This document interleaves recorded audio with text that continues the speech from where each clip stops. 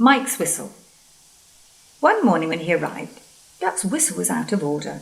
They'd worked late the night before, and his driver and fireman had used it to boil eggs for their supper. But something had gone wrong, and next morning, when he wanted to whistle, Duck found he could only make burpling noises. He was upset about it. "Never mind," said his driver. "It must be a bit of that egg which broke. We'll clean it out presently when we've got time. Meanwhile, no one will mind." But Mike made rude remarks about it. "Splee, splee," mimicked Mike. "It's shocking. If engines can't whistle properly, they shouldn't try." "Then why do you?" asked Bert. "Why do I what?" "Try to whistle, of course." "Shut up, you're jealous." Mike was proud of his shrill whistle. "Mine's better than yours anyway." "Listen, Mike," said Rex. "If I had a whistle like yours, do you know what I'd do?" He paused impressively. "I'd lose it." "The idea," spluttered Mike. "Whistles are important, let me tell you. Engines without whistles aren't proper engines at all." Mike went redder than ever with fury. His steam pressure went up suddenly, and his safety valves blew up.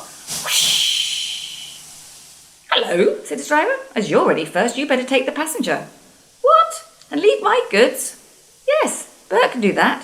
We can't have you blowing off in here. Come on." Mike backed down on the coaches, whooshing angrily. When all was ready, he started with a rude jerk. "Come on, come on, come on," he puffed. "What's bitten him?" wondered his driver. "He doesn't like coaches, but he's never been as bad as this." Mike whistled loudly at the least excuse. They're jealous," he muttered as he bucketed along. I'll show him." "He's in a flaming temper about something," remarked his driver. He was relieved when they reached the end station safely. He looked Mike all over, but saw nothing wrong. He tried to soothe him, but Mike still sizzled crossly. "Beats me," he said at last. Then, soon after they had started back, he heard a thin, persistent tinkle. "That's something loose on his boiler," he thought. "I'll tighten it at the next station." But he never got the chance. It was the cow's fault. She stood on the track, busily cropping grass. She took no notice of the train. Mike stopped. He wasn't frightened. He'd met her before. She only made him cross. He came slowly forward, whooshing steam from his cylinders. Shoo, shoo, shoo. The cow just flicked her tail and went on eating. Mike felt exasperated. He tried whistling. He wanted to say, "Get out of my way, you stupid animal!" But he didn't get far. His second peep turned into a tremendous whoosh as his whistle cap shot up like a rocket and landed in a field.